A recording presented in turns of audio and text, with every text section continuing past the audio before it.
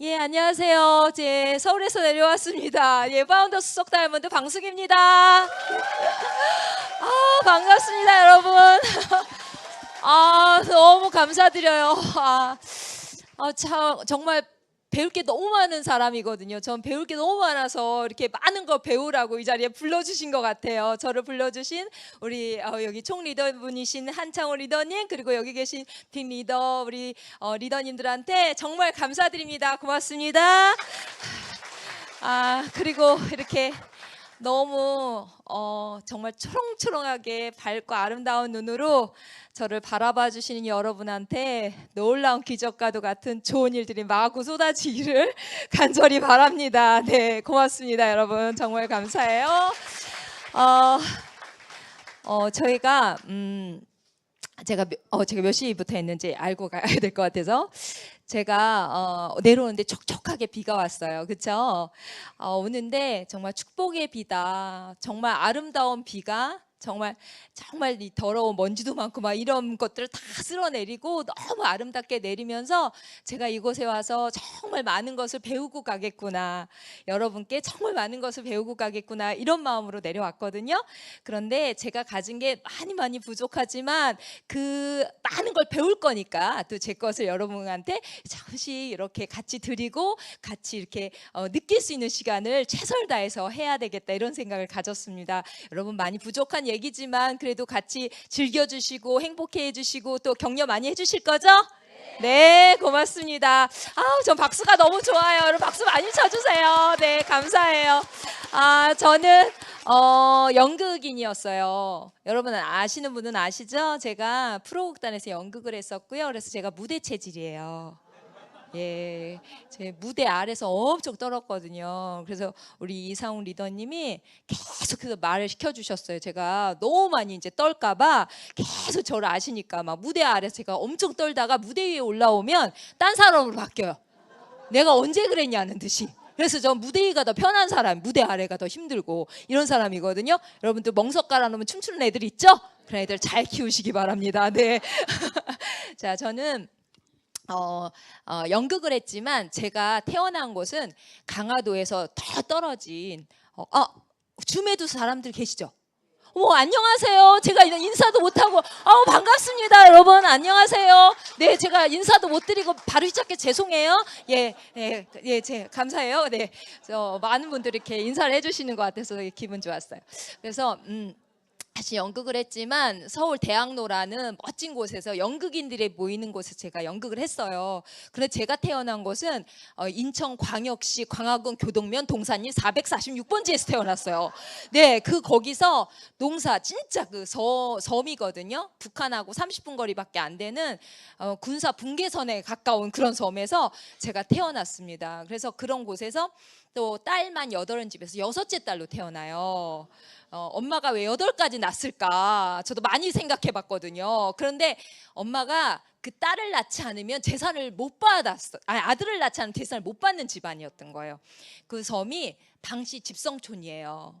그래서 제가 여기 충청도 왔죠? 제가 온양방시 출신이에요.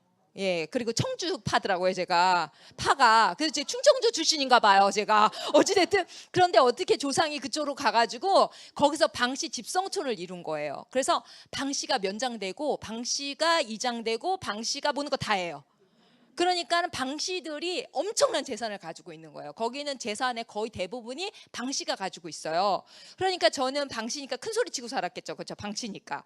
방시 아닌 친구들은 오면 이렇게 일꾼으로 일하고, 그저 우린 농업을 하는데 어업을 하고 막 그런 일을 했었어요. 그랬는데 중요한 건 그런 방시의 재산이 많다 보니까 재산을 이제 물려받을 아들이 있어야 되는 거예요. 그리고 우리 엄마 끝까지 낳는데 8에서 딱 그치는데 딸로 끝났어요. 아들을 못 낳고 딸로 탁 그친 거예요. 그래서 재산을 1도 못 받았습니다. 그 많은 진짜 몇백억대 재산인데 진짜 우리 사촌 오빠들 받은 거 보니까 몇백억 받더라고요. 그런데 한 푼도 못 받고 이제 저희가 이제 가난하게 살게 된 거죠. 근데 가난하게 살면서도 이제 아빠 생활력이 있고 딸을 8을 키워내야 되잖아요. 그래서 아빠가 다행히 이제 큰아버지가 돈을 재산을 엄청 받았잖아요. 그래서 큰아버지가 아빠를 이제 재산관리인으로 둬가지고 아빠가 정미소에서 그 정미소라고 방앗간 있어요.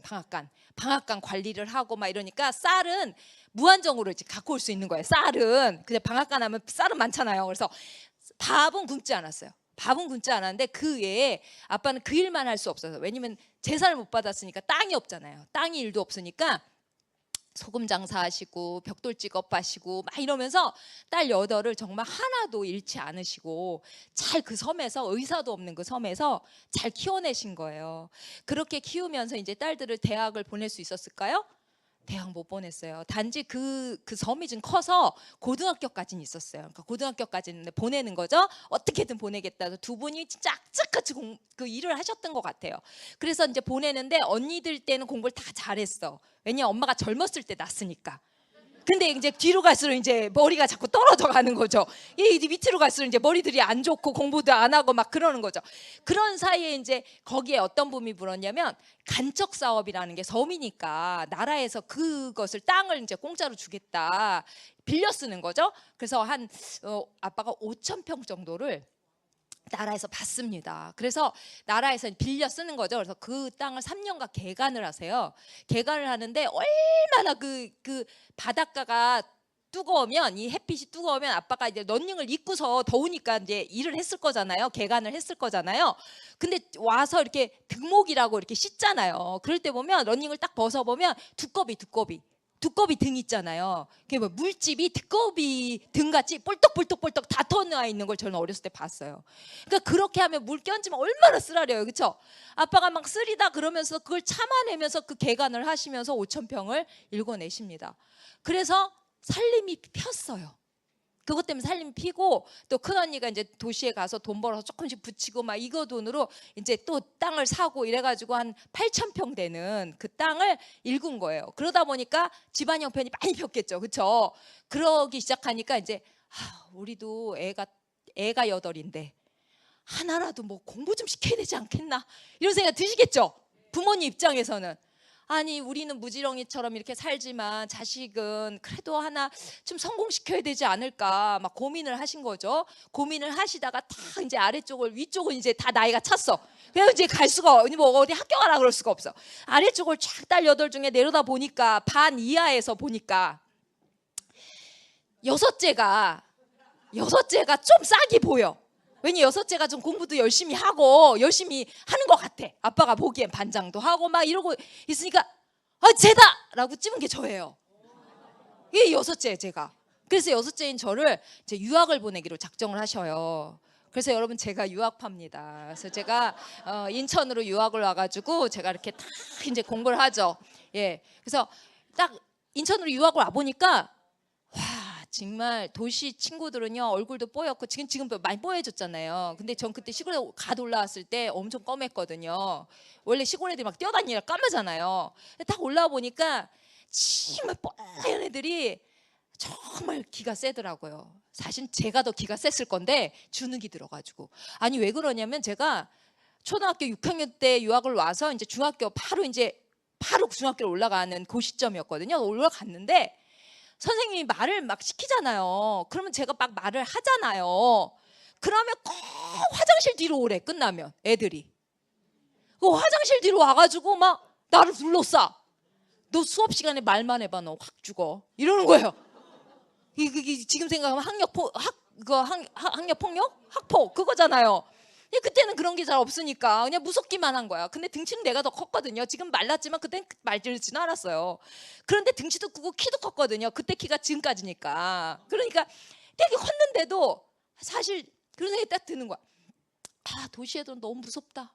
막 주눅이 들고 막 웃지도 말아야 되고 수업 시간에. 예? 선생님이 이뻐하면 이제 죽는 거죠. 내가 죽는 거야. 그래가지고 이제 그렇게 주눅을 들다 보니까 공황장애까지 오게 된 거예요. 제가 사실은 괜찮아요. 걱정 안 하셔도 돼요. 저 공황장애를 내가 어느 날 극복하면서 그들을 무찔렀어요. 제가 그래가지고 확 다 나와 막 이래가지고 제가 아주 작정을 하고 다 죽여놓은 적이 있어요. 그래서 예, 원래 시골 애들은요, 여러분 아시겠지만 깡으로 살잖아요. 그죠? 특히나 섬은 깡이 없으면 못 살아요. 그렇죠? 섬에서는 욕을 가장 잘해야 돼요. 왜냐하면은 주먹이 나가기 전에 요거로 무찔러야 돼요. 예, 딱 그런 다음에 이제 그다음 주먹으로 나가서 그다음에 이제 확 무찔러야 되니까 제가 키도 컸고 그때 등치도 있었기 때문에 도시 애들이 사실은 한 주먹거리도 안 되는 건데 제가 기가 죽어가지고 기가 죽다가 안 되겠다 싶어가지고 이제 내가 작정한 날이 있었거든요. 이제 내가 이렇게 살 수는 없다. 이렇게 슬프고 이렇게 공황장애로 내가 살 수가 없다. 그래서 다 나오라 그래가지고 확 무찔렀죠. 제가 2단 옆차기로 무찔러가지고 제가 그 극복해낸 케이스가 있어요. 근데 그런 제가 주눅들 그 시점에 사실은 제가 교회를 이제 왔으니까 이제 교회를 다녀야 되겠다. 교회를 다니는데 교회 선생님이 저한테 너무 애가 등치도 크고 안 어울리게 등치도 크고 그쵸 키도 큰 애가 말도 안 하고 너무 조용하게 했으니까 얘를 어떻게 좀 해보고 싶은 거예요. 그래서 저를 연극 성극이죠. 교회는 성극을 시킨 거예요. 저한테 성극을 한번 해보자. 그래서 되게 대단한 거 준 게 아니라 제자 3을 줬어요. 여기 또 이렇게 발단이 돼요. 제자 3을 줘가지고 대사를 딱 2마디 주는 거 있죠. 아니 못할까봐 더 큰 거 주면 안 할까봐 사실 큰 거 줘도 할 뻔했는데 왠지 아시죠? 제가 시고 어렸을 때 그 연극을 좋아했어요. 그래서 애들을 다 모아놓고서요 각색해가지고 동화책 각색해가지고 연극을 애들을 시켰거든요. 왜냐면 제가 백설공주가 되고 싶어가지고. 지금도 하얀 옷을 입고 나왔잖아요. 다 이유가 있는 거예요, 선생님들. 그래서 백설공주가 되고 싶어가지고 막 이제 백설공주 각색을 해갖고 연극하자 그렇게 놀아요. 그래서 백설공주 하려고 이제 백설공주 누가 해야 될까 막 이렇게 있잖아요. 그럴 때 또 서울에서 내려온 또 하얀 애가 그냥 딱 전학을 와요. 그러면 애들이 전부 다 제가 했으면 좋겠어. 내가 백설공주가 되고 싶은데 그 친구를 꼭 집더라고. 왜? 걔가 뽀얗고 예쁘거든. 그래서 제가 그러면 애들이 마녀 이렇게. 그래서 제가 백설공주를 한 번도 못 해봤어요. 그리고 계속 마녀만 하는 거야. 사실 나중에 그게 또 계기가 돼요. 마녀가. 그래서 어떻게 그렇게 해서 제가 연극을 못하는 스타일도 아니었는데 선생님 보기에는 이제 제가 너무 주눅이 들어 있어서 보기에 너무 안타까우니까 연극을 시켰는데 못할까봐 2마디를 줬어요. 2마디. 뭐 안간각 가야 돼요인가 뭔가 있었어요. 기억은 안 나는데 그런 말 딱 2마디인데 제가 그 2마디를 딱 했는데 다들 놀란 거예요. 너무 잘해. 세상에 2마디를 내는데 그렇게 잘할 수가 없어요.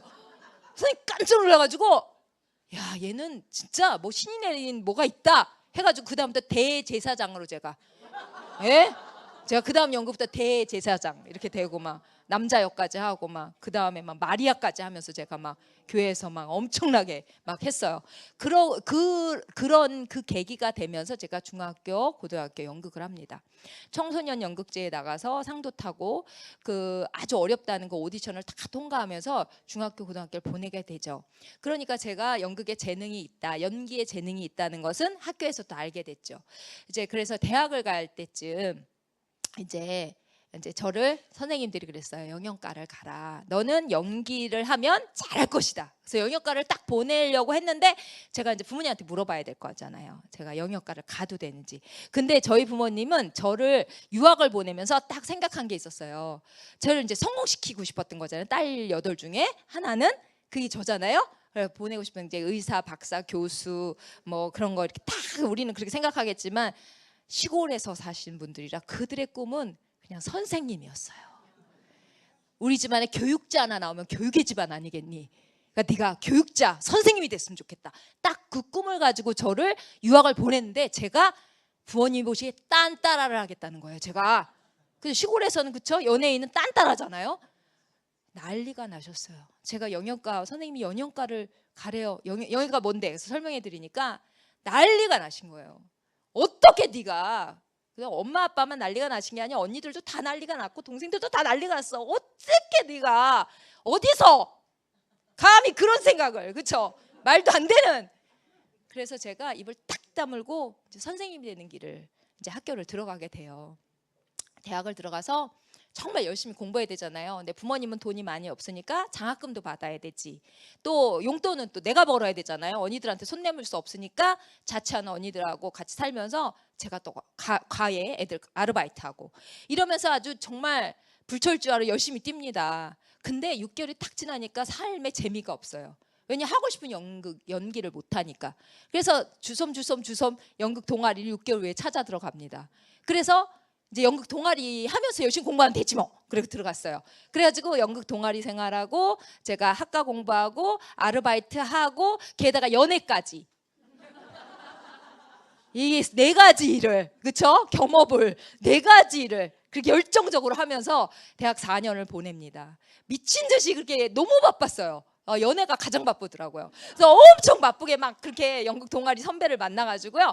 엄청 열심히 살았습니다. 그런데 결국 4학년이 딱 됐을 때 우리 동아리에 탤런트들이 많이 있었거든요. 선배들이 이제 나가서 탤런트가 된 거예요. 근데 연극을 보러 오니까 제가 연기를 잘하는 거예요. 후배가. 어때요? 야, 넌 연기해라. 이런 말 다 하잖아요. 그래서 이제 프로극단을 딱 연결을 해주는 거예요. 거기 오디션이 있으니까 너 무조건 가서 오디션을 봐라. 그 극단은 너는 가난하기 때문에 트레이닝을 못 받는다. 그렇잖아요. 제가 무용을 따로 배울 수 있는 게 아니라 뭐 재즈를 배울 수 있는, 판소리를 배울 수 있는 게 아니라 그거 다 돈이거든요. 근데 그런 돈을 네가 어차피 내서 그 교육을 못 받으니까 그 극단에 가면 그 트레이닝을 다 공짜로 받을 수 있다. 최고의 선생님한테. 그런 데가 최고잖아요. 원래 서울대학교 같은 데잖아요. 그렇죠? 최고의 교수진. 그렇죠? 근데 그 극단이 바로 우리나라 3대 극단이 미추극단이었는데 그 극단이 그런 극단이었어요. 그런 극단으로 저를 오디션을 가라고 떨어질지 붙을지 모르는 저를 보냈습니다. 근데 제가 대학교 4학년이 되니까 선생님 그 교생 실습을 나가 봤잖아요. 나가 보니까 그 슬리퍼를 신고 30년간 같은 복도를 오고 갈 자신이 없어. 제가 애들은 참 잘 가르쳤거든요. 왜냐하면 제가 국문과 나왔어요. 그러니까 고등학교인데 사립고등학교를 갔어요. 제가 나온 기독교 학교였는데 거길 갔어요. 저는 다 선생님들이 저를 아시겠죠. 그런데 제가 너무 잘 가르치고 학점도 굉장히 높아. 열심히 장학금을 받아야 됐으니까. 그러니까 선생님이 딱 보기에 얘다. 얘 선생님 하면 너무 좋겠다 해서 학과장 선생님이 저희 담임이었는데 와서 자리를 하나 내줄 테니까 나보고 선생님이 되래요. 너무 잘한다고. 그리고 교장선생님까지 저를 다 아니까 제가 전교 선교부장까지 했거든요. 그 학교에서. 그러니까 다 아니까 저한테 그 자리를 주겠다는 거예요. 근데 제가 그때 똑같은 슬리퍼를 신고 똑같은 바지를 입고 똑같은 복도를 30년간 오갈 자신이 없는 거예요. 그래서 안 된다고. 저는 제가 하고 싶은 연극을 하다가 정말 아니면 다시 돌아오겠다고 이렇게 얘기를 하고 제가 이제 돌아왔거든요. 근데 제가 프로극단에 가서 오디션을 보는데 여러분 프로와 아마추어의 차이가 뭔지 아세요? 프로와 아마추어의 차이는요. 연기의 차이는 아닌 것 같아요. 연기는 아마추어가 훨씬 더 잘할 수도 있고 그건 제가 평가할 대상은 아닙니다. 그런데 중요한 거는 프로는 오디션을 볼 때 그렇게 보더라고요. 어떻게 보냐면 한국무용의 그 음악을 딱 틀어요. 앞에서 선생님이 춤을 춰. 몇 가지 동작을 춤을 춰요. 그 음악에 맞춰서. 뭐 자진몰이든 휘몰이든 뭐든 무슨 몰이든 쳐요. 그런 다음에 오디션 보는 사람 줄 서라 그래요. 그리고 나서 음악을 틀어요. 그대로 하라 그래요. 말이 됩니까? 저는 한국무용의 한자도 모르는 사람이었었거든요. 아니 거기 갔는데 그렇게 오디션을 보더라고요. 근데 더 놀라운 건 거기 서 있는 사람들이 다 따라 춰요. 한 번 봤는데 다 춰요. 이거 뭐야? 뒤에서 앞에 사람 막 따라서 이렇게 해다가 내려왔죠. 이건 아닌데. 재즈 올라갔어요. 똑같아요. 와, 재즈를 몇 동작 확 그 음악에서 재즈를 춘 다음에 다 올라가래. 그리고 그거 그대로 하라는 거예요. 음악을 틀어요. 다 해요. 저만 못해요. 내가 보고 이러다가 내려왔어요. 야, 그 기죽음은 이루해야 할. 프로는 이런 거구나. 프로의 세계가 이런 거구나. 난 도대체 여기 무슨 저기를 보고 내가 여기로 왔나. 뭘 알고 여기로 왔을까 막 이 억장이 무너지더라고요. 그런데 마지막이 뭐였냐면 연기력 테스트였어요. 연기력은 어떤 방으로 딱 배우 하나 들여보내고요. 그리고 연출 선생님 3명이 앉아 있어요. 그리고 대본을 줘요. 이대로 연기를 하라 그러거든요. 연기를 딱 하는데 제가요 한 가지 제가 잘하는 게 있었어요. 그게 뭐냐면 발성, 발음이었어요. 근데 그거를 제가 어떻게 했냐면 다른 건 다 돈 들여야 되기 때문에 돈이 없으니까 뭐 제가 디스코를 못 추겠어요? 음악 나오면 잘 춰요. 단지 배우지 않았을 뿐이에요. 네, 배우지 않았으니까 뭐 찌르고 동작 이런 거 못할 뿐이에요. 그런데 그런 거가 중요하지 않아요. 거기는 뭔가 룰이 있어요. 근데 연기 그런 거는 그래서 배워야 되는 거예요. 근데 여기는 딱 제가 잘할 수 있는 건 발음은 어떻게 해야 되냐 생각해 보니까 입에다 연필을 물고 가, 갸, 거, 겨 이걸 하면 되겠더라고요. 그래서 제가 아침마다 5시에 일어나서 연필을 여기다 물고서 옆에 있는 운동장을 돌기 시작합니다. 가, 갸, 거, 겨, 고, 겨, 고, 겨, 거, 이거를 고음부터 중음부터 저음까지 그걸 10바퀴를 돌면 다 할 수 있어요. 그거를 하고 돌아옵니다. 그리고 집에 돌아와서 뭐를 해요? 배에다가 이렇게 두꺼운 책들을 얹어놓고 복식호흡을 연습합니다. 그래서 제가 발성과 발음을 연습을 굉장히 오랫동안 했어요. 돈 안 들이고 할 수 있는 유일한 일이었고, 앞으로 내가 프로 배우가 된다면 이것만큼은 내가 자신 있어야 되겠다 생각했는데, 제가 그 연기 테스트를 할 때, 제가 또 시골 출신이잖아요. 섬 출신, 감성 또 끝내주잖아요. 제가 비만 와도 울어. 예, 그런 스타일이에요. 그래서 그 감성 가지고, 감성과 발음과 이 목청 가지고 제가 그 연기를 해냅니다. 그걸 보고 놀래서 뽑혔어요. 다 앞에 안 되고 그거 하나, 연기력 하나로 그냥 바로 입단 허락이 됐어요. 그래서 제가 그 프로극단에 들어갑니다. 정말 TV에 지금 나오는 연기 잘한다 저 배우 다 저희 선배님들이시거든요. 엄청난 배우들이 이제 있는 곳에 들어갔더니 여자 배우가 60명이 넘고, 정말 최고 배우는 김성녀 선생님이셨어요. 아세요? 김성녀 선생님이라고? 그 김성녀 선생님이 최고 여자 배우 중에 우두머리셨는데, 그분이 모든 주인공을 대부분 그분이 맡고 나머지 조연들. 그 다음에 이제 두 번째, 그분의 나이가 있잖아요. 그분보다 좀 젊은 배역은 누가 맡았냐면은 서희숙 선배님이라고, 지금 퀸메이커, 여러분 사업하냐 못 보셨나요? 퀸메이커라고 있어요. 거기서 이제 나오는 여자분이 있어요. 누가 저랑 똑같은 사람이 있대. 좀 나랑 닮았다면서 똑같은 사람이 되는 거예요. 퀸메이커에. 누가 저랑 똑같은데요, 우리 소비자. 그래가지고 이제 딱 보여주는데 우리 서희숙 선배님이더라고요. 저랑 똑같대요. 똑같아요? 닮았나요? 네, 우리 선배님이에요. 저한테 엄청 잘해주신 선배님인데, 그 선배님이 그 다음 배역을 맡으시더라고요. 그런 그곳에서 내가 이곳에서 정말 성장할 수 있을까, 이 많은 배역들 중에 내가 성장할 수 있을까 생각했는데 많이 부족했고요. 그들의 모든 기회들, 뭐 춤 잘 추고 노래 잘하고 재즈 잘하고 판소리 잘하고 가요 뭐 다 노래 다 잘하거든요. 근데 그분들 속에서 내가 성장할 수 있는 그 케이스가 있을까라는 생각이 들 때쯤, 해외에서 바비치키라는 폴란드의 연출가가 이제 초빙되어 옵니다. 그분이 한국 배우들을 모르잖아요. 그래서 맥베드라는 작품을 하게 됩니다. 맥베드라는 작품을 하면서 오디션을 봐야 되는데, 맥베드 부인이 주인공이에요. 김성녀 선생님이 내정이 되어 있었어요. 그분만큼 그 역을 해낼 사람이 없어요, 사실은.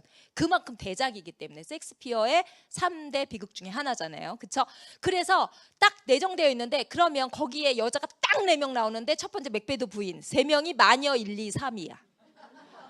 여자 배역은 더 이상 없어요. 필요 없어. 그런데 그 셋 중에 들어야 이제 하는데, 저는 신입단원이었어요. 근데 이 연출가가 3명을 뽑는데, 기존 배우들 중에 뽑으려니까 그들의 성향을 모르잖아요. 그래서 오디션을 봅니다. 오디션을 봐서 뽑겠다. 그래서 전부 다 오디션을 봤는데, 그때 마녀 1 서희수, 마녀 2 박혜진, 박혜진 선배님도요 굉장히 유명해요. 얼굴 보시면 아시는 분이에요. 그분들은 이제 영화계, TV, 또 연극계에서 유명하신 분이고, 저는 아메이계에서 유명해지려고 그러네요. 마녀 3 방숙, 이렇게 된 거예요. 대단하죠. 아유, 감사합니다. 근데 이게 중요한 게 아니죠. 그래서 3이 딱 됐는데, 그 사람들이 신입단원이 될 거란 생각도 안 할 때 제가 됐으니까 얼마나 대단해요. 쟤 뭐야, 뭐 이렇게 된 거죠. 근데 왜 그랬냐면, 제가 발성 연습했잖아요. 발음하고 발성이, 지금은 배우들이 대극장에 설 때 와이러스를 끼고 합니다. 마이크를 끼고 해요. 그때 당시는 와이러스 없어야 됐어요. 대극장에서도 내가 지금 하는 말이 끝까지 들려야 돼요. 마이크가 있으면 안 돼요. 그럼 얼마나 중요하겠어요, 발음하고 발성이. 그리고 표정, 이 모든 것이 너무 배우 그 자체여야 돼요.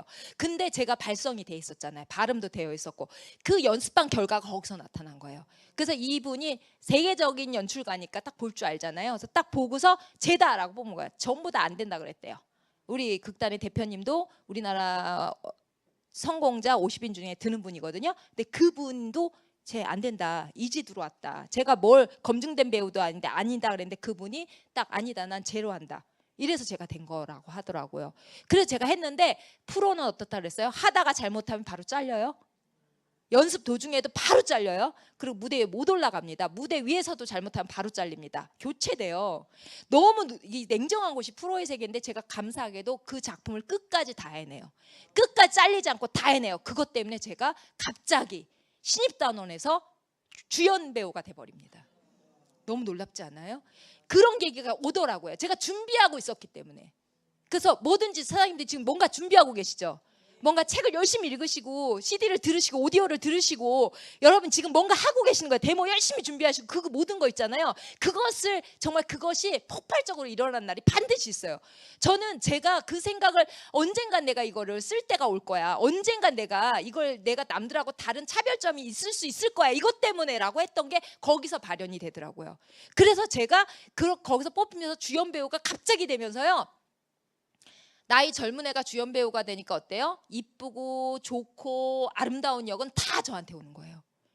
뭐냐면 김성현님 나이가 어느 정도 있죠? 그다음 중간에 서희수 선배님은 어때요? 약간 남자풍이고 되게 대범하고 카리스마적이고 막 그렇잖아요. 목소리도 그렇고 그렇죠? 그러니까 그분에 맞는 배역이 있어요. 막 여리고 착하고 안 해요 이렇게 하고 죄송해요 안 돼요 막 이거 있잖아요. 이거 안 돼 그분은. 근데 저는 체구도 작고 그쵸? 딱 봤을 때 여자 한 배역 있죠? 그건 저한테 시켜요. 저 여자 같지 않은데 여자 같은가 봐. 프로 배우에서는. 그래가지고 제가 그런 배역들을 다 맡게 되니까 이제 주연을 하게 되는 거예요. 그러다 보니까 제가 들어간 거보다 너무 빨리 이제 주연 배우가 되다 보니까 안 누려본 게 없어요. 여러분 서울에 가시면 제일 큰 극장이 예수전당이죠? 예수전당에서도 주연을 했고 또 문예관 대극장이 지금 아르크 곡장이라고 해가지고 대학로에서 가장 큰 극장이에요. 거기서도 주연을 해봤고 그리고 국립극장, 대극장, 소극장 거기서도 주연을 해봅니다. 그러니까 이렇게 주연 생활을 하다 보니까 얼마나 바빴겠어요. 정신없이 바쁘게 그렇게 살고 있었어요. 근데 제가 근데 동아리에서 이제 연애를 하지 말았어야 했는데 연애를 했잖아요. 선생님들 3가지 일을 다 열심히 했다 그랬잖아요. 그 중에 하나가 연애였어요. 그 연애한 지금의 남편인 편은진 사장님이 계셨습니다. 그분이 결혼하자는 거예요. 나 바빠 죽겠는데 바빠서 막 결혼할 수도 없더라고 진짜. 너무 바빠가지고 근데 결혼하자는 거예요. 자기도 인생에 플랜이 있대. 플랜이 있으니까 요때 자기는 30을 넘기면 안 된대. 결혼을 해야 된다는 거예요. 그래서 제가 가만히 생각해 봤어요.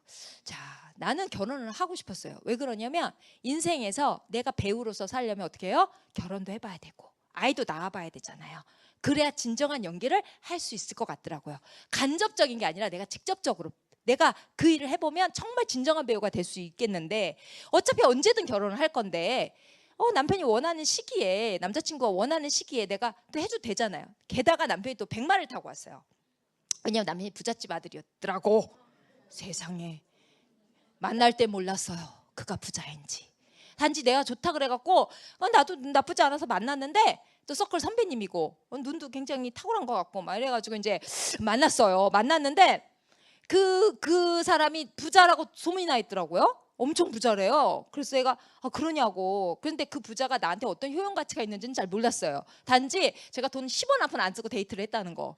그런 거였죠. 왜냐면 전 돈이 없었으니까 데이트 비용을 낼 돈이 없었다는 거죠. 그러니까 그분이 너무 그 사람이 엄청 이것저것 이제 많이 해주면서 연애 때 아주 모든 걸 다 해줬던 것 같아요. 그러면서 그렇게 하면서 이제 하니까 어때요?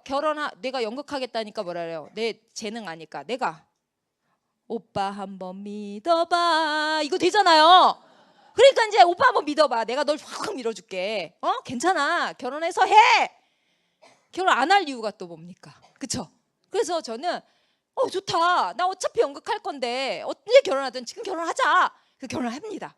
결혼을 하고 그때 공연 중에 언더스타디라고 내 배역 딱 맡겨놓고 잠깐 빠져나와서 결혼했습니다. 잠깐 빠져나와가지고 잠깐 그냥 지방에서 공연하다가 쭉 기차 타고 올라와가지고 새벽에 막 새벽 촬영하고 그 결혼해가지고 바로 일주일 신혼여행 갔다 왔죠. 다시 복귀했죠. 그래고 연극을 그렇게 했어요. 결혼을 콩고 먹듯이 그렇게 했어요. 그러고 미친 듯이 또 막 연기를 막 하러 다니는 거예요. 그렇게 하고 이제 막 하는데 임신을 또 하게 됐네. 또 애가 생겼잖아요. 그래서 또 제가 그랬죠. 우리 대표님한테 대표님, 제가 아기를 딱 낳고 100일 만에 싹 돌아오겠습니다. 100일까지 딱 키워놓고 제가 돌아오겠습니다. 그래라. 그래서 들여보냈는데 100일이 딱 되기도 전에, 아기를 낳고 100일이 되기도 전에 저희 집안이 파산이 난 거예요. 시댁이 잘 살았다 그랬잖아요. 파산이 났는데 망하면 확 그렇게 망하나 봐. 정말 분유값도 될 게 없더라고. 아, 진짜 분유값이 없어요. 분유값이. 그러니까 그런 상황이 온 거예요. 근데 저는 사실 부잣집에 시집가는 부자를 누려본 적도 없는 거죠. 어떻게 생각하면. 그렇죠? 청시업 연극만 하다가 파산을 해버렸으니 뭐 이게 어떻게 되는지 지금 감당이 안 되는 거예요. 근데 더 중요한 건 뭐냐면 그 아이를 100월까지 키우고 걔를 맡기고 제가 다시 나가기로 했었네. 러브콜이만 오죠. 왜 안 나오냐? 이제 나올 때 되지 않았냐 너. 근데 제가 왜 어떻게 나가려고 그랬어요? 안전하게, 돈이 많은 집이니까 안전하게 이 아이를 보모를 놓고 애를 잘 두고 내가 나가면 아이한테도 덜 미안하잖아요. 남편한테도 덜 미안하고 뭐 여러 가지. 남편은 저 뒤 밀어주겠다고 그랬고 이랬으니까 그 생각을 했었는데 모든 게 이제 그런 상황이 되니까 제가 이게 현실, 이게 인지가 안 되는 거예요. 아니 잘 나가는 것 같았는데 하루아침에 모든 게 없어지면서 제가 나갈 수 없는 상황이 되는 거예요. 그때 저희 엄마는 암 투병 중이셨고, 그리고 시댁은 그런 지경에 정신 못 차리고 계셨고 막 혼란스럽죠. 그런 상황에서 내가 아이를 맡길 데도 없었고 나갈 돈도 없었고 완전 사면 초가에 딱 놓여진 나를 보게 된 거죠. 근데 막 계속 전화가 오는 거예요. 왜 안 나오냐? 이제 100일이 지나지 않았냐? 이제 나와서 너의 꿈을 펼쳐야지. 계속 프로극단에서 연락이 오는데 제가 생각을 해봤어요. 봤더니 우리 선배님들을 쭉 보게 됐더니 서희 선배님도 아직 결혼 안 하셨거든요. 결혼 선택하지 않으셨어요. 그리고 잘 나가는 선배님들은 다 혼자 사세요. 그리고 결혼했던 분들은 다시 돌아오셨어요.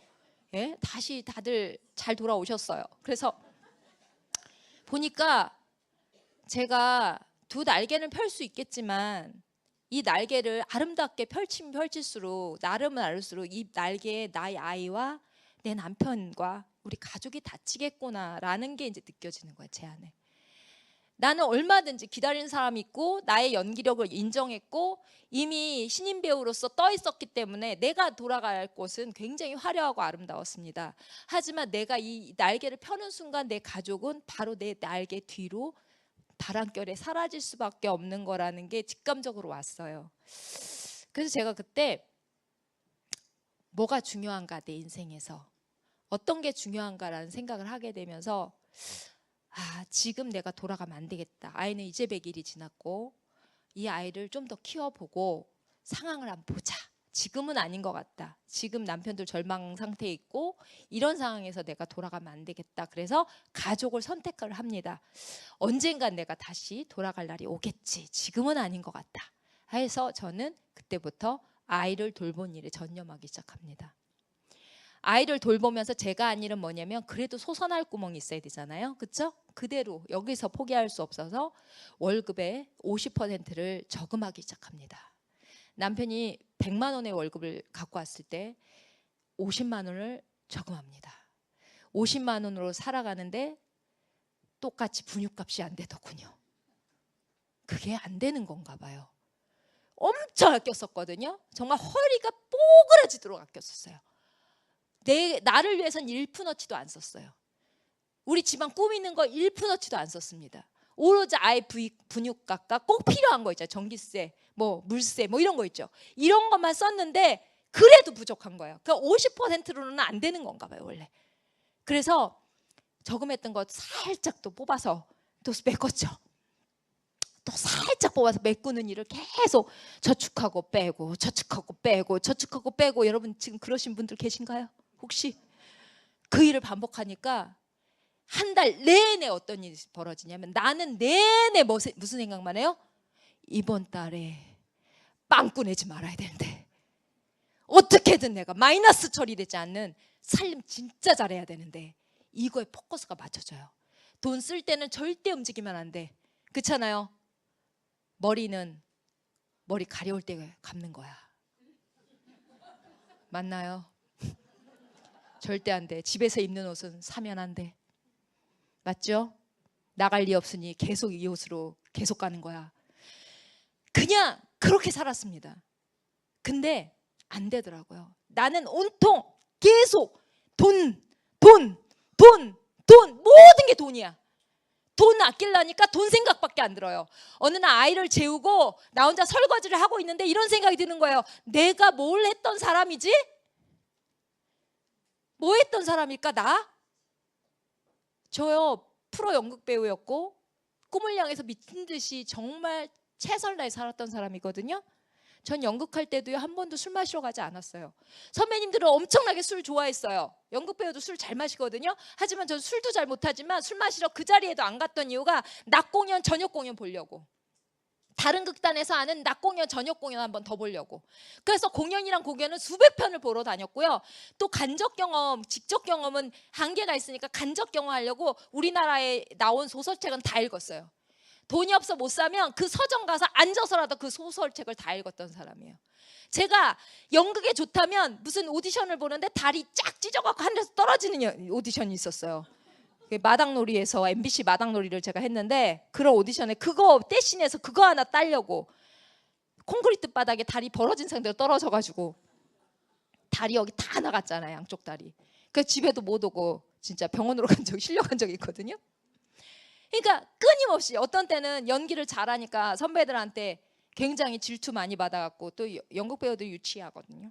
질투를 잘해. 또 한참 또 질투를 잘해가지고 그래가지고 선배들한테 불려가가지고 또 그냥 지대로 하라고 막 받으면 또 잘못했다고 저 잘못했다고 여기 있게만 해달라고 막 이러는 그 비굴한 그런 것도 다 겪으면서 이렇게 미친 듯이 그렇게 했는데 내가 보니까 내가 무엇을 했는지 까먹었어요. 애 보고 설거지하고 내가 나를 위해서 최선을 다해서 살았던 내 경력, 내가 어떻게 살아야 되겠다 생각했던 그거 여러분도 있었겠죠? 저는 그거. 근데 그게 어느 순간 없어지고요. 나는 왜 살고 있지? 이런 질문을 나한테 하게 되는 거죠. 나는 왜 살고 있고 내 인생의 끝은 어디인가? 우리 엄마가 그렇게 꿈을 꿨지만 그 섬을 벗어나지 못하고 돌아가신 것과 같이 그리고 내가 아는 저 잘나 보이는 좋은 학벌을 나온 저 윗집 언니, 뒷집 언니, 옆집 언니, 아랫집 동생 저들의 삶처럼 나보다 20살이 많은 저 언니, 10살이 많은 저 언니처럼 나도 이렇게 살다가 이렇게 죽는 거 아닌가? 이게 내 인생인가? 나는 세상에 빚도 없고 이름도 없이 살다가 이렇게 사라져 가는 건가? 라는 생각이 들기 시작하면서 너무 슬퍼지더라고요. 난 언제 내가 내 꿈을 펼칠 수가 있고 내가 원하는 삶을 살 수 있는 거지? 난 언제쯤 그 세계로 가는 거야? 생각해 보니까 비빌 언덕 스펙 아무것도 없어요. 미래 희망 더 못 살 것 같아 지금보다.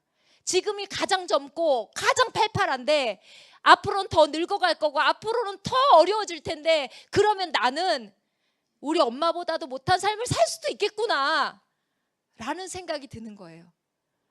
그러면서 나도 모르는 우울증이 오기 시작합니다. 그게 바로 꿈이지 않는 거라고 하더라고요. 그렇게 연극할 때 감각 있어, 멋있어, 넌 스타일 너무 좋아, 세상에 너는 어쩜 이렇게 감각이 있니? 이런 소리를 엄청 들으면서 제가 스타일리스트였거든요. 그런데 아까 말했듯이 머리는 간지러우면 감고 머리 하기 싫으니까 어떻게 해요? 찔끔 묶잖아요. 그쵸? 특징이 뭐예요? 머리 하기 싫으면 묶는 거잖아요. 그쵸? 묶고 바지는 남편의 추리닝 바지를 입고 남편이 벗어버린 추리닝 바지를 입고 윗도리는 다 이 팔이 너덜너덜하게 뜯어진 티를 정말 입고 아이는 너덜너덜한 이거 뭐예요? 포대기를 업고 그리고 사는 거예요. 아이한테는 집중했지만 나한테는 집중할 이유가 없었어요. 왜? 희망이 없으니까. 내가 왜 살아야 되는지 그 내 삶의 끝에 희망이 보이지 않으니까 모든 걸 놓아지게 되더라고요. 그렇게 우울한 나날을 보내고 있었어요. 그럴 때 저한테 무용 선생님이 찾아옵니다. 제가 극단에 다닐 때 저한테 무용을 가르쳤던 선생님이 있는데 그 선생님이 찾아와요. 근데 그분이 왜 저한테 의미가 있는 분이냐면 제가 쫄딱 망했다는 소리를 듣고 저를 찾아와서는 너 이렇게 살다가 이대로 그대로 있으면 네 몸도 다 망가지고 너 인생이 어디로 사라질지 몰라. 나와서 무용해. 내 연습실에 나와서 무용해 그러셨거든요. 저 무용 배울 돈 없어요 선생님. 알아. 그냥 나와. 그래서 제가 돌진한 아이를 데리고 그 무용실에 가요. 연습실에 가서 공짜로 레슨을 받아요. 그때 둘째가 8개월 때까지 레슨을 받는데요. 둘째 임신해서 작품 있어요. 북 이렇게 3개 놓고 춤추면서 북 돌리면서 추는 거 있잖아요. 그 작품을 하는데 그 작품 하나 떼려면 몇 천만 원 들거든요. 그거를 공짜로 가르쳐 줍니다. 저한테. 아이는 거기서 아장아장 뛰어놀고 나는 임신한 채로 그때부터 8개월을 제가 그 춤을 배워서 마스터를 해요. 그리고 몸매도 그러니까 뚱뚱해지지 않았죠. 많이 살찌지도 않았죠. 임신했어도. 그리고 8개월 되니까 애가 뭉치기 시작하면서 아기를 낳으려고 이제 마스터를 하고 들어오죠. 그런 분이에요. 저한테 얼마나 은혜 있는 분이에요. 그렇죠? 그분이 애 6개월, 둘째 낳고 6개월이 됐을 때 찾아오신 거예요. 내가 아메이 사업을 알아봤는데 수가 아메이 비즈니스 너 알아봐야 되겠다. 야 이거 너무 좋아 라고 말하는데 저는 아메이가 뭔지 몰랐어요. 왜? 세상 물정 모르고 관심도 없었으니까. 아메이가 뭔지 모르는데 내가 딱 하나 기억나는 건 뭐냐면 극단에 치약이 있었다는 거. 치약이 있었어요. 아메이라고 써 있었어요. 그래서 제가 선생님 전 치약 못 팔아요. 저 사람한테 나 아쉬운 소리 못해요. 선생님 저 치약 못 팔아요. 그랬더니 아메이는 치약이 아니래요. 그래서 치약이 아니에요? 그랬더니 칫솔도 있다 이렇게 그래서 그렇게 말씀하셨어요. 그래서 그러냐고 이제 그래서 선생님 그러시는 거예요. 팔아도 되지만 팔지 않아도 된다. 내가 생각할 때 넌 못 팔 것 같다. 근데 선생님 보기에 잘 팔 것 같니? 근데 제가 딱 그랬어요. 못 팔 것 같이 생겼어요. 그랬어요. 맞아요. 선생님은 5살 때부터 무용을 했고요. 말로 많은 말을 하는 분이 아니야. 온몸으로 해. 춤은 너무 잘 추고 88 밑에 메인에서 춤을 췄던 분이에요. 엄청 잘 추는 분이에요. 우리나라에서 유명한 분이에요. 그런데 말로는 그렇게 못하세요. 표현 자체가 쉽지가 않아요. 그런 분이 아메이에서 자기 아메이 엄청 잘한대. 그럼 엄청 호기심이 나잖아요. 못 팔게 생겼는데 막 호기심이 나는 거예요. 근데 나 잘한다? 그러니까 뭐야? 파는 거 아니야. 팔지 않아도 돼. 이러는 거예요. 그게 호기심이 갔어요. 그러면서 계속 예술의 전당에 한번 들을 때마다 야 예술의 전당에 왔으니까 너네 집 잠깐 들렀다 가도 되겠니? 저는 선생님이 거기까지 우리 집이 예술의 전당에서 가까웠거든요. 네 들르세요. 아니요 선생님 이런 거 있잖아요. 여러분이 너네 집 앞을 지나는 중이에요. 그러면 그냥 지나가. 들어보셨어요? 나 너네 집 앞에 지나는 중이야. 그냥 지나가. 그러고 가잖아요. 안 그래 보셨어요? 우리 선생님이 너네 집 앞을 지나는 중이야. 그러면 네 들러서 커피 한잔 하고 가세요. 이렇게 얘기를 했던 거예요. 착하지도 않은 그쵸? 너무 일상적인 말이죠. 근데 이 착하지도 않은 말 때문에 저는 인생이 바뀌었어요. 그분이 저희 집에 들어와서 커피를 타서 먹습니다. 한 잔은 제가 타드렸는데요. 마시고 말을 못 하세요. 당신보다 센 나한테 말할 수가 없는 거야. 말을 이렇게 나올 것 같으니까 한마디를 딱 하시고 드시고 한 잔을 드시고 내려놓고 커피 한 잔 더 해야 되겠다. 그리고 또 가세요. 제가 타드리고 아니야 가만히 앉아 있어. 내가 탈게. 그래서 그때는 아메이를 안 했기 때문에 맥모시기 커피 있잖아요. 그 맥모시기 그 믹스 있잖아요. 그걸 한 잔을 또 타. 그래서 드셔. 그 조금만 앉아 있어요. 아무 말도 안 하세요. 또 나 한 잔 더 마셔야 되겠다. 그리고 가서 그 5잔을 드실 때까지 한 마디도 못 하셔. 야, 그 맥모시기 그 5잔 드셔보셨어요? 그럼 어떻게 되는지 아시죠? 술 취한 것 같아요. 이러고 가는 이런 느낌이에요. 근데 이분이 그렇게 되시는 거야. 그러면 나가시면서 흐리한 눈으로 날 쳐다보면서 그때는 테이프였어요. 테이프과 책을 딱 이렇게 꺼내요. 그래서 딱 주면서 이거 듣고 이거 읽어봐. 내가 다음에 올게. 그리고 가셨어요. 이렇게 술 취한 듯이. 그래서 저는 그가 선생님 뭐 이런 걸 또 주시네. 그래가지고 그냥 고스란히 이렇게 서랍장 위에 올려놨어요. 올려놓고 이제 또 있는데 나 예술연당을 지나는 길이야. 들를게 해서 네 커피 한잔 하고 가세요. 이제 또 왔어. 왔는데 이제 또 5잔을 다 마셔. 그러나서 탁 가시면서 늘 하면서 이렇게 가시면서 나한테 지난번 줬던 거 빌려준 거 지금 갖고 와봐. 바꿔줄게. 딱 그러는 거야. 지난번에 준 거? 그거 나 준 거 아니야? 빌려준 거야? 이 생각이 딱 드는 거예요. 받은 그 자리에 그대로 있거든요. 들었어? 들어봤어? 안 들었잖아요. 왜? 할 마음도 없고 생각도 없었어. 그래서 그거를 가지고 오는데 먼지가 아주 뽀얗게 눈처럼 소복소복 쌓였더라고요. 그래서 그걸 꺼내서 너무 죄송해서 뒤에다 이렇게 이렇게 했고 이렇게 해서 드립니다. 아우 선생님 제가 못 들어봤어요. 다음번엔 들어볼게요. 이랬어요. 그래서 선생님 괜찮아 더 재밌는 거 갖고 와서 바꿔줄게. 다른 거 주시는 거야. 싼 거를 딱 받아서 속으로 그랬어요. 야 공짜로 레슨까지 해주신 저분이 저거 하나 들으려는데 야 넌 그것도 못하냐? 넌 인간도 아니야. 막 이런 생각이 딱 드는 거예요. 착하죠 좀. 요만큼만 착하도 암의 비전무거든요. 요만큼만 안 착해갖고 다들. 그래서 하여튼 그 생각이 딱 드는 거야. 다음번에 꼭 들을 거야. 딱 받아가지고요. 그거를 아기 기저귀 넣으면서 틉니다. 그리고 듣습니다. 그리고 책도 틈틈이 읽습니다. 책 좋아하니까. 다른 종류의 책이지만 경제의 문외한인 저한테는 굉장히 흥미로웠어요. 그래서 하나하나 읽으면서 세상이 이렇게 바뀌어?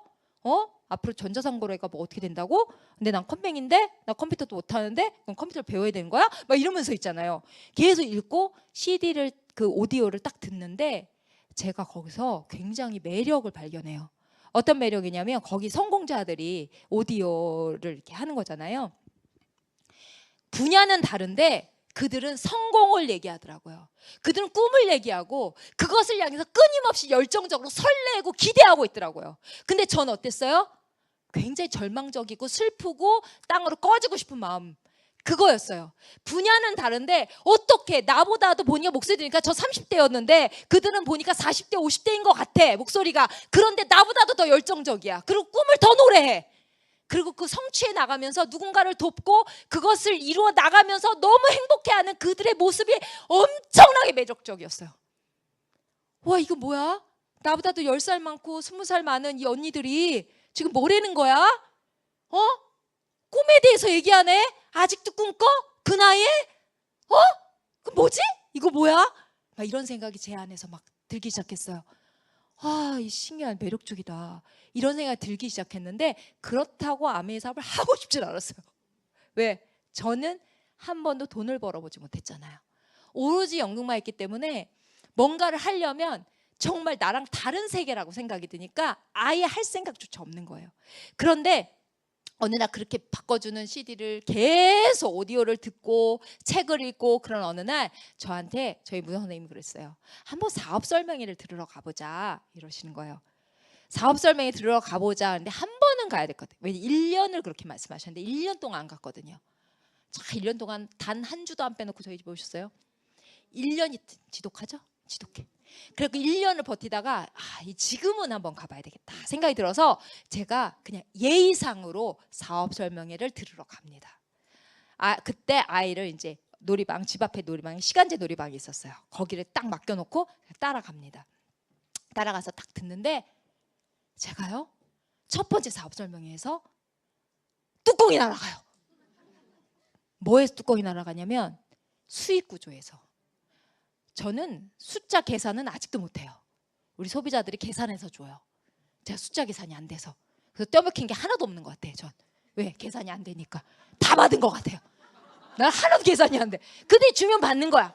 아니면 못 받는지 몰라. 그러니까 지금까지 근데 잘 살고 있잖아요. 어찌됐든 저 그런 숫자에 정말 문외한인데 수익 구조에서 뭘 발견했냐면 네트워크, 그물짜기, 소비자 네트워크로 인세 수입을 받는다. 제가 남편의 돈 50만 원을 왜 반 딱 잘라서 50만 원, 100만 원의 50%를 왜 저축했겠어요? 제 꿈은요. 우리 가족한테 내 꿈 때문에 내 가족이 피해 입지 않고 인세 수입이 나오면 그걸로 제 꿈을 이루고 싶었던 거예요. 내 꿈 때문에 누구도 다치면 안 돼. 난 내 가족도 사랑하고 내 꿈도 사랑하는데 그런데 내가 돈이 없어서 못 나가니까 내가 돈을 마련할 수 있는 길은 내가 아끼고 전락해서 남편의 돈을 저축해서 그것으로 빌딩을 사야 되겠다 생각한 거죠. 여러분들 황당하죠? 남편의 월급으로 여러분 건물 빌딩 사실 수 있으세요? 이미 여러분 아시죠? 못 사는 거? 근데 저는 연소득 120만 원 받아본 사람이거든요. 연소득이요. 월소득 말고. 연극을 해야 돈을 주지. 그렇잖아요. 그 극단에서 한 건 또 안 줘. 이러다 보니까 연소득 120인데 월소득 100만 원 들어오는데 10배잖아요. 그 건물 살 수 있다고 생각하겠어요, 안 하겠어요? 하죠. 그러니까 난 그렇게 계산을 한 거죠. 그래서 50%를 저축했더니 계산해 보니까 빌딩하고 안 맞아, 돈이. 절대 안 되는 일이야, 이건. 안 되는 일이어서 제가 포기했거든요. 살림도 안 되지만 빌딩도 안 되는 거예요. 그러니까 꿈도 없고 돈도 없어. 꿈도 없고 돈도 없어. 너무 슬픈 거. 그러니까 절망하는 거거든요. 그런데 네트워크 건물을 짓는 거, 소비자의 건물을 짓는 건 돈 없어도 되는 거예요. 내가 스펙이 없어도 돼. 내가 소비자를 만드는 일을 계속해서 그물을 짜서 그게 건물처럼 올라가면 거기에서 뭐가 나온다? 인세 수입. 세상에 그런 일이 있더라고요. 말도 안 되죠. 너무 놀랐어요, 저는. 어떻게? 어머, 그럼 나 돈 없는 나도 할 수 있는 거야? 할 수 있는 거야? 그 생각이 들면서 어떤 생각이 들었냐면 또 하나. 그러면 이 돈을 준다는 이 회사는 믿을 만해? 이 회사가 만약 돈 안 주면 이거 네트워크 아무리 만들어도 꽝이겠네? 그 생각 똑똑하죠? 세상 물정 모른다면서, 그쵸? 똑똑하더라고. 지금 생각해보니까 제가 그 생각이 들어. 그럼 이 회사가 어떤 회사야? 도대체 이 아메이라는 회사가 어떤 회사야? 라고 알아봤어요. 근데 이 회사가 5의 원 등급을 받는데 5의 원을 제가 알았겠어요, 여러분? 여러분 아셨어요? 5의 원? 모르셨잖아요. 적어도 몰랐어요. 그런데 더 놀라운 건 제가 뭘 깨달았냐면 5의 원 등급을 받는 마이크로소프트는 알았다는 거예요. IBM을 알았다는 거예요. 코카콜라를 알았다는 거예요. 제가 제너럴 일렉트릭을 알았다는 거예요. 이런 엄청난 대기업과 같대요. 등급이 같대. 1등급이래. 그렇다면 이렇게 대단한 큰 기업이 내가 더 잘 알고 있다는 삼성도 이 5의 원을 받아본 적이 없대요. 그럼 이렇게 대단한 기업과 같은 등급의 회사가 나같이 이런 사람을 속여먹을 수 있을까? 없어질 수 있을까? 생각해 보니까 아닐 것 같아요. 아니라는 걸 증명하면서 얘기하더라고요. 그러면 성공자는 있어? 성공자는 있어? 이거 해낸 사람 있어? 봤더니 정말 많은 나라, 뭐 거의 60여 개 가까이 되는 나라, 국가, 이런 나라의 지역 및 국가에 100여 개 지역 및 국가에 들어가 있고 거기서 성공자들이 무수하게 나온대. 그리고 우리나라도 수십억을 벌고 있는 이미 선배들이 다 있는 거예요. 세상에 저한테는요, 비전이 머리통을 딱 치면서 뚜껑이 탁 날아가고 그게 어디 있는지 안 보여요, 지금도. 와, 이거 대단하다. 우와, 나 이거 해봐야지 라고 생각하는 그 순간 제 머릿속에서 또 다른 나가 이렇게 외쳤어요. 너 아메이 비즈니스 잘할 수 있어? 딱 냉정하게. 또 다른 나가 냉정하게 저한테 얘기했어요. 너 아메이 비즈니스 잘할 수 있어? 거기에 딱 멈칫. 잘하냐고? 못할 것 같아. 생각해보니까 못할 것 같아요. 네트워크 마케팅은 뭐가 좋아야 되냐면 네트워크 지수가 좋아야 돼요. 관계십이 좋아야 돼요. 그렇죠? 네트워크 마케팅은 관계십이 좋아야 되는데 나의 관계십을 보니까 엉망인 거예요. 제가요, 얼마나 네트워크 지수가 낮으냐면 제가 내 동생 결혼할 때 안 갔어요. 우리 언니 결혼할 때 안 갔어요. 공연 때문에 안 간 것 같죠? 아니요. 연습한다고 안 갔어요. 내 연습이 더 중요해서 못 간 거 아니에요. 안 간 거예요. 왜? 내 인생이 더 중요해. 내 꿈이 더 중요해. 동생 결혼하는 게 뭐가 중요해? 언니 결혼하는 게 뭐가 중요한 거야? 말도 안 되죠? 얼마나 이기적인 줄 아셨겠죠, 여러분? 못됐기에 이를 수가 없어, 진짜. 지금 생각해보니까. 자, 언니 동생들 그리도 많았어요. 언니 5에 동생 2입니다. 날 좋아했겠어요? 다 안 좋아하죠. 식구들한테 그런데 친구들은 날 좋아했겠어요? 친구들 제껴놨죠. 저 무대 위에서는 굉장히 많은 팬을 가진 사람이에요. 무대 아래 내려오면 굉장히 외로운 사람이죠. 그래서 무대 위가 좋은 거예요. 저는 무대 위는 계약된 관계들이에요. 너랑 나랑 부부다, 너랑 나랑 친구다, 너랑 나랑 아주 사랑하는 사이야. 계약된 관계잖아요. 얼마든지 잘할 수 있어요. 하지만 진짜 아니잖아요. 무대 아래서는 그게 어려운 사람이죠. 이렇게 네트워크 지수가 빵이죠. 어느 날 자고 있는데 동생이 들어오지 않는 거예요. 새벽 2시가 돼도 안 들어와. 너무 걱정해서 뛰어나갔어요. 큰언니를 깨워서 언니 얘가 들어오지 않아. 무슨 일 난 거 아니야? 얘가 왜 2시인데 안 들어오지? 시집 갔잖아. 언니가 화가 나서 저한테 한 말이에요. 걔가 들어와서 자는지 뭔지 관심도 없다가 그날 왜 깼는지 깨서 보니 애가 없다고 뛰어나가서 말했더니 시집 갔대요. 우리 내 동생이 저랑 같이 방을 쓰고 있었는데. 그래서 자신이 없었어요. 그 생각이 들 때 내가 잘할 수 있을 거라는 생각이 안 들죠. 내가 누구한테 가서 그쵸? 이 비즈니스를 알리고 치약이라도 얘기할 수 있겠냐고요. 제가 나 못할 것 같은 생각이 진짜 이만큼 들면서 넌 못할 거야. 이게 저를 지배할 때쯤 제가요 그 생각의 머리를 확 쳐버립니다. 왜 그랬냐면 제가 제 스스로를 깨닫게 되면서 나 다시 인생이 바뀌어질 수 있을까? 나라는 이름, 방숙이라는 이름으로 살아갈 수 있을까? 내가 내 이름을 찾기 위해서 그렇게 많이 노력했던 그 세월들을 다시 불러낼 수 있을까? 내가 무대에 다시 설 수 있을까? 라고 생각할 때 그럴 수 없어서 6년 동안을 울며 불며 남편 보이지 않게 제가 울면서 기도 참 많이 했거든요. 저는 제 머릿속으로는 아무리 생각해도 방법이 없고 기회가 없을 것 같은데 아무리 생각해도 없더라고요. 왜냐하면 저는 스펙도 없고 직업을 위한 어떤 것도 해놓지 않았어요. 그것도 뭔가 배우려면 돈이 들어야 되고 애를 맡겨야 되는데 그럴 형편도 안 돼. 그러니까 내가 할 수 있는 건 정말 없다는 생각이 너무너무 절망스러웠어요. 그런 상황에서 날마다 울면서 내가 아무리 생각해도 내 인생을 바뀌어줄 일이 없는데 혹시라도 당신은 너무 많은 것을 아시니 혹시라도 내가 노력해서 얻을 수 있는 일이 있다면 내가 발벗고라도 내가 온 힘을 다해서라도 그 일을 통해서 내가 내 인생을 바꿔보겠다. 제발 좀 나한테 기회를 달라. 제발 좀. 그것을 6년 동안 울면서 기도했거든요. 근데 내가 아메이 사업설명회 와서 들으니까 바로 내가 찾던 그건 거예요. 돈 없이도 할 수 있고 내 인생이 바꿔질 수 있는, 성공을 해도 어마어마하게 성공하는 거, 조금 성공하는 게 아니라 내가 원하는 걸 다 이룰 수 있는 어마어마한 성공. 그게 딱 보이는데 제가 너 잘할 수 있어? 라고 나한테 얘기하는 거야.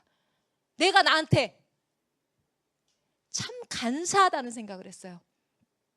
찾을 땐 언제고 달라 그럴 땐 언제고 주니까 잘할 수 있냐? 너 말이 돼? 정말 너 정말 못됐다. 이 생각이 들면서 내 생각의 머리를 탁 치면서 한 생각, 잘할 때까지 한다. 네, 감사합니다. 못할 거 아는데, 너 못할 거 아는데, 너 네트워크 지수 없는 거 아는데 잘할 때까지 한다. 그래서 제가 아메 사업을 시작합니다. 정말 놀랍게도, 정말 깜짝 놀랍게도 너무 못해.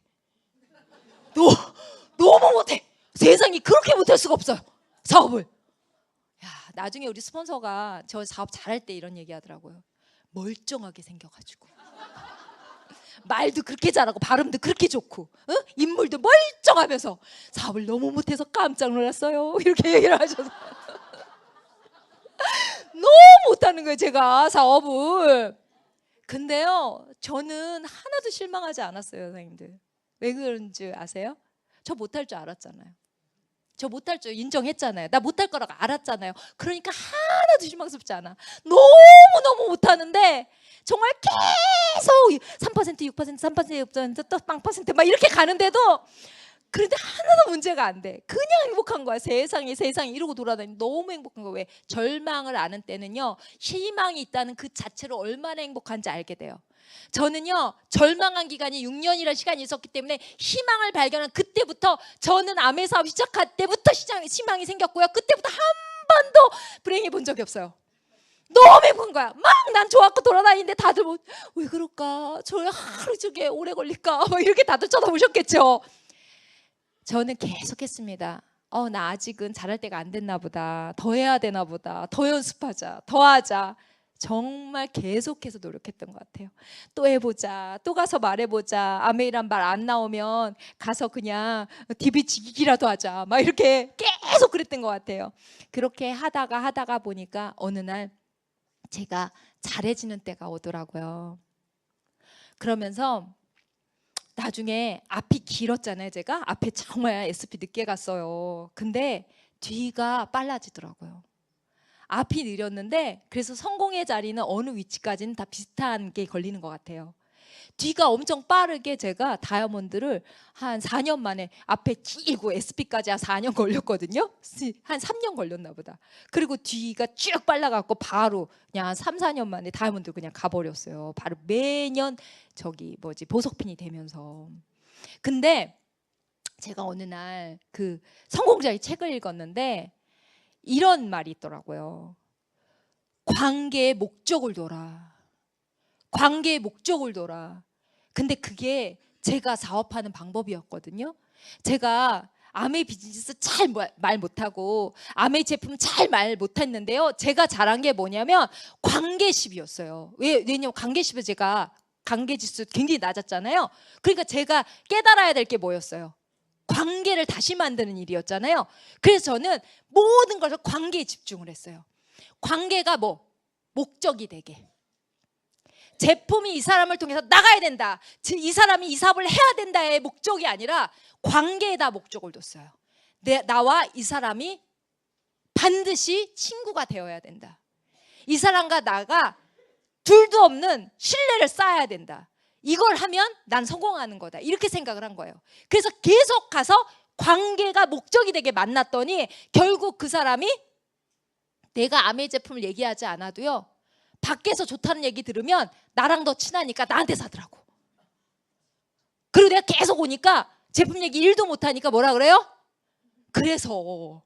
그래가지고 너 아메이 제품 좋은 게 뭐야? 어떤 게 좋은 거야? 답답해서 막 말 좀 해봐. 좀 사게. 막 이래가지고요. 그럼 카달로 꺼내서 네가 골라봐. 이렇게 되는 거죠. 이렇게 되면서 관계에다 목적을 뒀더니 하나하나 풀려나가기 시작하는 거예요. 그러면서 좋은 사람들을 많이 만나니까 어때요? 행복하죠. 한 번도 느껴보진 행복을 막 느끼잖아요. 그러다 보니까 내가 행복해 보이니까 어때요? 사업자들이 생기기 시작하는 거예요. 언니가 하는 일이 뭐야? 네가 하는 일이 뭐야? 뭐 이렇게 좋아? 아메이 그런 거 아니야? 근데 네가 하는 거 보니까 아닌 것 같아. 멀쩡하게 생긴 애가 시시대거리고 하는 거 보니까 그거 아닌 것 같아. 라고 저한테 오기 시작했어요. 그리고 그들과 같이 이 비즈니스를 하게 된 계기가 되더라고요. 아, 관계에 목적을 두면 나머지를 잃을 수 있구나. 그걸 알게 된 거죠. 그러면서 제가 한 팀을 딱 만나게 되죠. 한 팀 누굴 만나냐면 저도 이제 굉장히 좀 그때 어려운 상황이 이제 파산하고 남편이 이제 월급쟁이로 돌아가면서 막 이렇게 월급 가지고 어떻게 살아내려니까 뭐 있는 빚도 청산하고 막 이러다 보니까 되게 힘들었잖아요. 그런데 아주 저보다도 더 가난하고 더 못 사는 사람 한 사람도 만나게 돼요. 그 사람은 현금도 없고 카드도 없더라고. 난 그래도 카드라도 있었지. 현금도 없고 카드도 없고 아무것도 없어. 그래서 근데 그분이 나한테 50만 원만 벌 수 있었으면 좋겠대, 한 달에. 근데 보통은 그런 분이면 이분이 아메이 사업 할 수 있을까? 왜? 차비도 없는 거예요. 차비도 없어. 이분이 할 수 있을까? 이런 생각이 들었는데 내가 너무 어려운 상황에서 아메이 비즈니스를 했잖아요. 그리고 해냈잖아요. 그러니까 이분도 할 수 있다라는 그 가능성이 생기더라고요. 그러니까 내가 어려운 것을 다 딛고 일어나잖아요. 그러면 또 다른 사람한테 그 희망을 줄 수가 있어요. 저는 할 때 왜 나만 어려운 거 같냐 막 이런 느낌 들었거든요. 그런데 그런 느낌 들었지만 그래도 희망이 있는 게 나아서 행복했거든요. 그런데 그런 걸 겪다 보니까 나보다 더 어려운 사람이 있어도 그 사람도 가능성이 있겠다는 생각이 드는 거예요. 그리고 제가 그 사람 후원했잖아요. 괜찮아요? 난 자기보다 조금 나은 게 카드는 있었거든. 그렇지만 없어도 될 것 같아. 왜냐면 카드를 쓸 수가 없었거든. 나도 자기도 해보자. 그래가지고 그 사람하고 같이 했어요. 그분이요, 저보다 더 능력 있는 사람이더라고요. 이 비즈니스가 너무 놀라운 건 뭔지 아세요? 이 비즈니스가 쉬운 사람은요, 나보다 더 괜찮고 잘난 사람이 나올 거란 믿음 있는 사람은 쉬워요. 나도 이렇게 힘든데 그들은 얼마나 힘들 거야. 내가 나보다 다도 못할 것 같은 이 생각 있을 때가 가장 어렵죠. 그렇죠? 근데 저는 그분을 보면서 제가 깨달은 바가 뭐냐면 그분이 나보다 훨씬 훌륭했어요. 저보다 훨씬 인간 관계 지수도 높고 사람도 착하고 사람이 지국이야. 정말 나는 정말 노력해서 얻은 그것을 그는 이미 하고 있더라고요. 그분이 죽을 길을 쓰고 그 어려운 정말 벤처기업 하다가 쫄딱 망해갖고 그렇게 가난해진 거거든요. 남편이 이제 쫄딱 망하고 본인도 같이 걸려들고 그래가지고 아주 완전히 초토화가 된 집안이었는데, 그 부인이 열심히 이 비즈니스를 해갖고 3년 만에 파운더스 에메랄드가 됩니다. 멋지죠? 네. 그래서 그분이 3년 만에 빚을 갚기 시작하는 거예요. 개인회생이 들어가는 거죠. 그전엔 개인회생도 안 됐어요. 그거에 들어가가지고요, 다시 4년을 죽어라 갚아서 빚을 다 갚아버리고 지금부터 7년 만에 다이아몬드가 됐어요. 와, 멋지죠? 그리고 그분이 나보다 더 큰 집에서 산다는 거, 예? 저보다 더 큰 집, 나보다 뛰어나니까, 그죠? 그렇게. 그 이런 일이 제가 있더라고요, 선생님들. 그분을 길러내면서 야, 누구도 암해할 수 있다. 한 푼도 없어도, 현금도 없고 현금 카드도 없고 뚜벅이어도 다 할 수 있다는 걸 알았고요. 제가 그렇게 시작했거든요. 전 뚜벅이 4년 동안 뚜벅이였고, 정말 차 운전 면허도 없었지만 하여튼 뚜벅이였다가, 게다가 돈도 없었죠. 아무것도. 남편은 또 이렇게 반대를 해요. 우리 남편 진짜 회개 많이 했어요. 엄청 반대했어요. 저희 남편이. 그렇게 반대한 성에서도 제가 해냈잖아요. 그렇죠? 그러니까 누구도 내가 후원 안 할 사람이 없더라고요. 내가 그걸 겪으면 누구든 다 여러분의 후원 대상이 된다는 걸 알 수가 있어요. 그분을 후원하면서 정말 많은 에메랄드, 그리고 우리 그 사업자들 중에 에메랄드, 그리고 파운더스 플래티늄들 엄청나게 많이 키워내기 시작했어요. 제가 파운더스 수석 다이아몬드가 될 때까지 그 많은 분들을, 그분을 계기로 해서 정말 용기 있게 제가 키워난 계기가 됐어요. 누구든 할 수 있다. 어쩌면 우리 팀에 정말 대단한 부자는 없는 것 같아요. 제가 같이 알고 계는 파트너들은 그렇게 대단한 부자는 없습니다. 그런데 정말 한마음 한뜻으로 누구도 할 수 있다는 건 다 알아요. 왜냐하면 형제그룹 사장님들이 어떤 형편, 어떤 사정에서 어떻게 했는지, 내 스폰서가 어떻게 성공해 나갔는지를 이미 봤기 때문에, 그 어려운 상황에서도 다 딛고 일어났다는 걸 알기 때문에 이들은 모두 다 한마음 한뜻으로 내가 지금 넉넉하지 않아도, 누군가 나보다 더 넉넉하지 않아도 할 수 있다는 믿음이 있어요. 그러다 보니까 어때요? 팀이 똘똘 뭉치는 계기가 되더라고요. 물론 돈이 좀 더 있고 더 잘 사는 분들은 또 유리한 쪽도 있어요. 누구나 할 수 있는 일이기 때문에. 그래서 누구든 이 아메비스는 가리지 않고 성공할 수 있다, 이 말씀을 드리고 싶고요. 제가 아메 비즈니스를 통해서 정말 팔순의 저희 아버지를 팔순 잔치를 해드린 그 가장 큰 이제 그 내용, 여러 가지가, 꿈을 이룬 여러 가지가 있지만 아빠가 딸만 8이라 그랬잖아요. 그리고 특이하게 또 잘 사는 딸도 없어. 그럴 때는 어때요? 나 팔순잔치 해줘라, 이런 얘기 못 하시잖아요. 그렇죠? 저희 아버지도 정말 팔순잔치 하지 말라고 그랬거든요. 누가 하냐고, 하지도 말라고 막 이러셨어요. 근데 제가 수석 다이아몬드가 되면서 제가 팔순잔치를 계획을 합니다. 그래서 그 교동도 있잖아요. 교동도 446번지 옆에 있는 그 마을회관이 있어요. 그 마을회관을 딱 빌립니다. 그래서 거기에 면장님부터 해가지고 농협장님부터 목사님까지 동네 이장들 다 불렀어요. 그리고 동네 윗집 동네 아랫집 동네 사람들, 우리 동산리에 그 동산 리에 있는 사람들 다 불렀습니다. 그래가지고 그 마을회관 1, 2층이 돼 있는데 꽉 차게 해가지고요, 가장 비싼 음식을, 내가 그랬어요. 사촌 언니가 거기 있거든요. 부녀회장으로. 저희 사촌 오빠의 언니인데, 제가 그랬어요. 언니, 이 역대에 이 마을회관에서 낸 음식 중에 가장 센 걸로, 누구도 따를 수 없는 육해공군이 다 있는 그런 밥상을 차려주세요.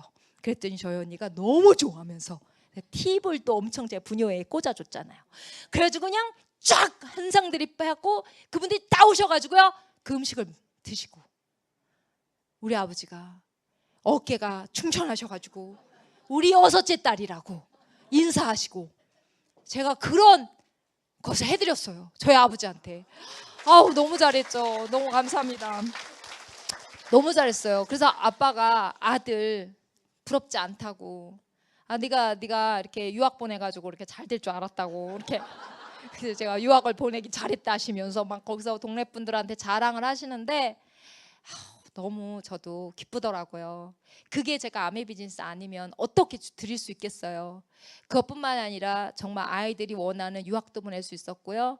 저희 딸이 유학 가면서 이렇게 와서 우리 사장님들한테 인사하면서 울더라고요. 그러면서 뭐라 그러냐면, 저는 어려서 걔가 자랄 때쯤 우리 집이 가난하고 있었다는 거잖아요. 걔네들 3살 6살 때 제가 아메를 했으니까 자기가 우리 집이 너무 가난해서 유학 같은 건 꿈꿀 수도 없는 집인 줄 알았다고. 근데 엄마가 아메 비즈니스, 아빠가 아메 비즈니스에서 자기가 이렇게 유학을 갈 수 있게 된 것에 너무 감사하다고 이렇게 인사를 하더라고요. 여기 계신 우리 사장님들 덕에 제가 유학을 갑니다, 정말 고맙습니다 하고 인사를 하더라고요. 그렇게 정말 아이가 원하는 꿈을 이룰 수 있게 해주고, 저희 부모님한테 아들 노릇하고, 그쵸? 저희 남편은 제가 퇴직시켰거든요. 그래서 퇴직해서 지금은 저랑 아메 비즈니스만 열심히 하고 있습니다. 너무 여러분이 다 원하시는 거죠. 예, 제가 이 나이에 그것을 다 이룰 줄은 사실 아메 비즈니스 하기 전에는 상상할 수도 없었고 아메 비즈니스를 한참 하고 있는 초창기에도 상상할 수 없었어요. 그런 분들을 많이 봐오면서, 우리 선배님들을 많이 봐오면서 나도 그럴 수 있을지도 몰라. 나는 지금 잘하지 못하지만 계속 연습하고 잘할 때까지 하기 때문에 언젠가 내가 잘할 때쯤 되면 그렇게 될지도 몰라 라고 생각하고 저는 쉬지 않았어요. 여전히 저는 코로나 때고 어느 때고 쉬지 않았기 때문에 유핀이라는 그런 파운더스 EDC가 되었던 것 같고요. 제가 항상 여러분과 이렇게 나누고 싶은 건 뭐냐면, 어떤 상황이 오더라도 여러분은 하실 수 있어요. 어떤 상황이 오더라도 여러분이 끝까지 잘할 때까지 하겠다는 마음 가지고 해 나가신다면 반드시 이룰 수 있거든요. 그리고 아메이는요, 정말 선해지시면 더 선해지실수록 큰 그룹을 가지실 수 있으세요. 제가 오늘은 제가 시간이 짧기 때문에 영상을 못 보여드리지만 아메이에서 제가 연극했던 영상이 나왔던 적이 있거든요. 거기에 내용이 뭐냐면, 착해지면 가난해지는 현실, 누군가 자꾸 뺏기잖아요. 내 착해지면 착한 걸 이용해서 누군가 나한테 재산을 빼가지고 가는데 나 어떻게 착해지냐고 울부짖는 연기를 한 적이 있어요. 저도 아메이를 통해서 다시 연기를 할 수 있는 그런 계기가 되었거든요. 그 작품을 통해서. 근데 거기서 제가 그 연기를 하면서 느낀 건 뭐냐면, 아메이는요, 착해지면 착해질수록 정말 큰 그룹을 가질 수 있고, 착해지면 착해질수록 엄청나게 성공할 수 있기 때문에 그 주인공 여자가 울면서 나 어떻게 살아야 돼요? 라고 소리를 지르거든요. 나 착하게 살고 싶은데 자꾸 뺏겨요. 나 어떻게 살아야 돼요? 할 때 저는 그때 아메이 이렇게 얘기를 예, 정말 하고 싶었습니다. 그 작품을 쓸 때 그 작가 때에는 아메이가 없었거든요. 예, 그래서 우리는 그 해답을 받은 거예요. 여러분이 지금 선하신 마음으로 이 자리에 앉으셨기 때문에 반드시 여러분 성공하시기 바라고요. 다음에 또 뵙도록 하겠습니다. 경청해 주셔서 고맙습니다.